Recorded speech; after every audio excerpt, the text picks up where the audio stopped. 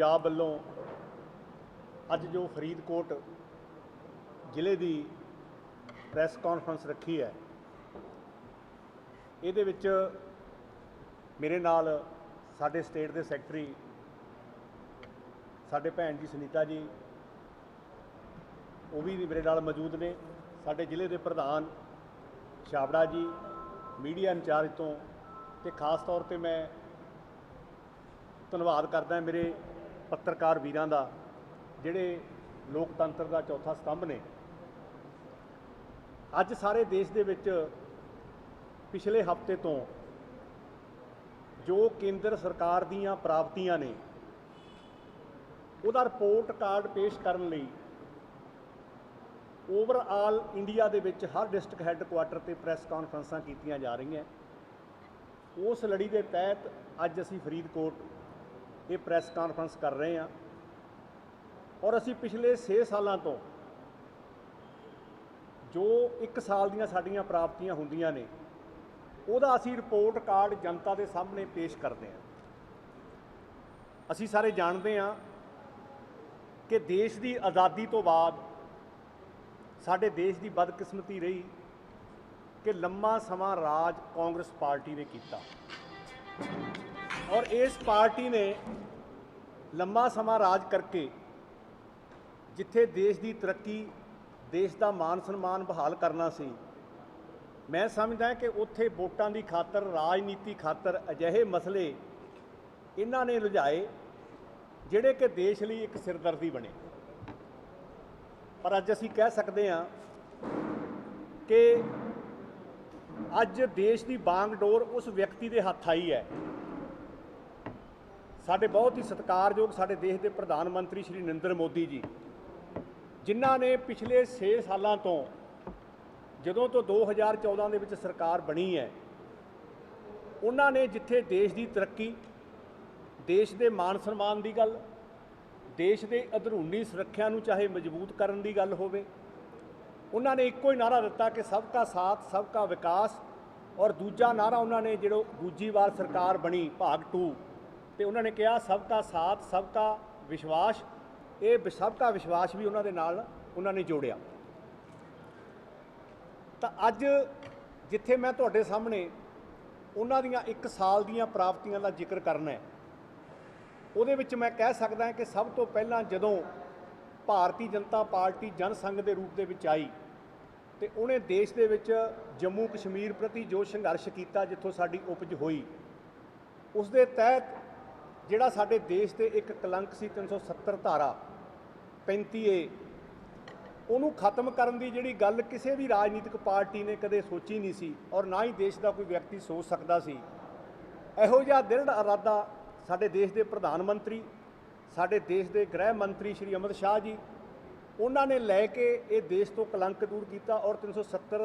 जिहड़ी धारा सी और जिहड़ी 35A नाल सी उन्होंने सारी नूं खत्म करके जिहड़ा साडा जम्मू कश्मीर है उत्थे अमन शांति बहाली की गल कीती है। तो मैं समझदा कि ये एक बहुत ही इतिहासक फैसला है जिहड़ा भारत के सुनहरी पन्नियां दे उपर इतिहास दे विच लिखिया जाना है कि देश के प्रधानमंत्री ने बड़ा दृढ़ इरादा करके ये फैसला किया, क्योंकि कांग्रेस ने सिर्फ राजनीति करने खातर इत्थे कुछ परिवारां नूं कुछ लाभ दे के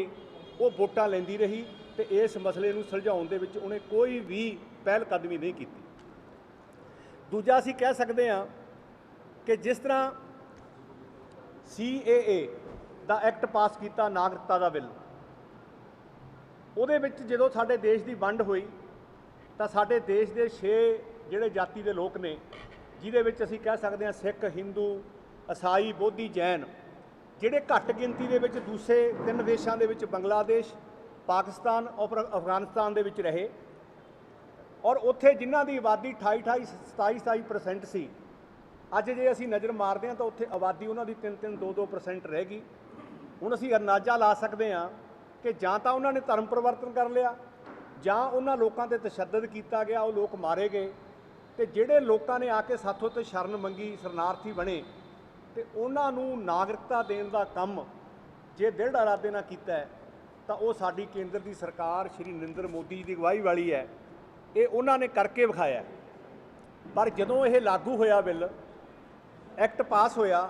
ਤਾਂ ਵਿਰੋਧੀ ਪਾਰਟੀਆਂ ਨੇ ਬੜਾ ਰੌਲਾ ਚੱਕਿਆ। ਉਹਨਾਂ ਨੇ ਕਿਹਾ ਜੀ ਨਾਗਰਿਕਤਾ ਖਤਮ ਹੋ ਜੂਗੀ,